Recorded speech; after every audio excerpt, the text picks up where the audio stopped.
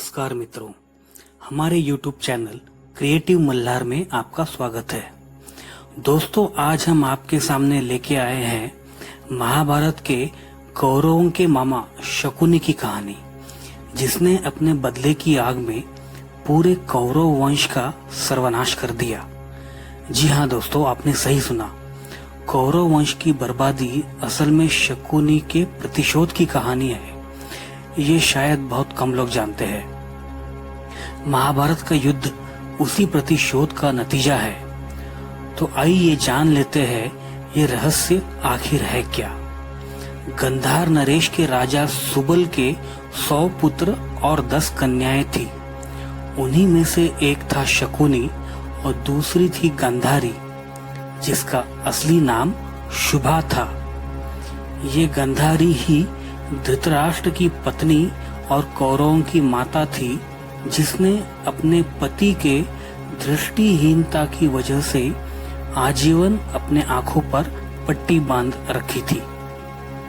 गंगा पुत्र भीष्म स्वयं गंधारी का हाथ धृतराष्ट्र के लिए मांगने गए थे, किंतु धृतराष्ट्र के अंधे होने की वजह से ये विवाह शकुनी को मंजूर नहीं था, लेकिन शादी फिर भी हो ही गई।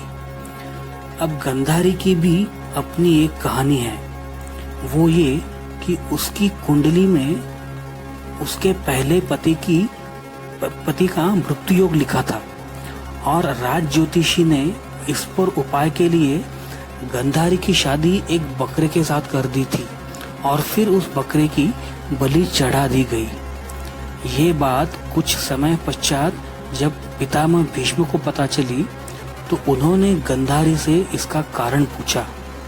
गंधारी ने डरते हुए सारी बात कबूल कर ली और भीष्म से क्षमा याचना करने लगी। एक विधवा को कुरुवंश की कुलवधू बनाई है, ये बात अगर फैल गई तो बहुत बदनामी होगी।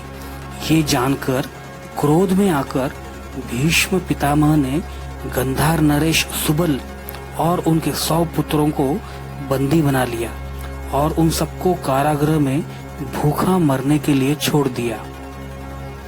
उनको रोज सिर्फ एक मुट्ठी भर के चावल खाने के लिए दिए जाने लगे। जाहिर सी बात है, इतना कम खाना 100 लोगों को पुराएगा नहीं। तो राजा सुबल के साथ उनके 100 पुत्र भी भूखे मरने लगे। उनमें से शकुनी सबसे बुद्धिमान, कपटी और चालाक था।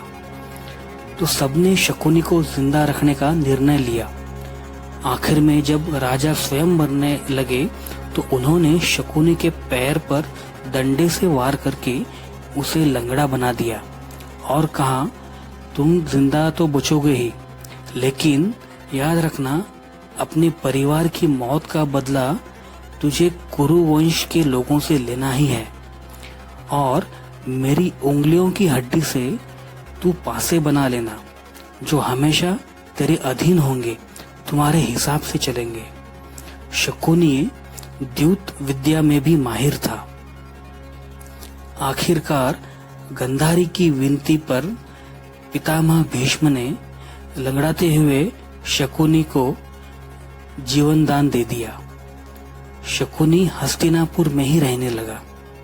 यूं तो उसकी पांडवों से कोई जाति दुश्मनी नहीं थी, लेकिन केवल अपने परिवार के एक प्रतिशोध के कारण उसने कौरव और पांडवों के बीच शुरू से ही बेबनाव निर्माण किया, दुर्योधन को अपना मोहरा बनाकर। फिर चौसर के खेल यानी द्यूत क्रीड़ा में पांडवों को हराकर वनवास भेजा गया और फिर जो महाभारत हुआ वो तो आप सभी जानते ही हैं। कुरुवंश का नाश, इस एक ही इच्छा को मन में रखते हुए शकुनी अपनी सारी जिंदगी जीता आया। दोस्तों, उम्मीद है आपको हमारी ये कहानी पसंद आई होगी। इस वीडियो को लाइक शेयर करना ना भूले। पसंद आया तो कमेंट जरूर करें और हाँ, हमारे चैनल को सब्सक्राइब जरूर करें और नोटिफिकेशन के लिए बेल आइकन दबाएं। धन्यवाद।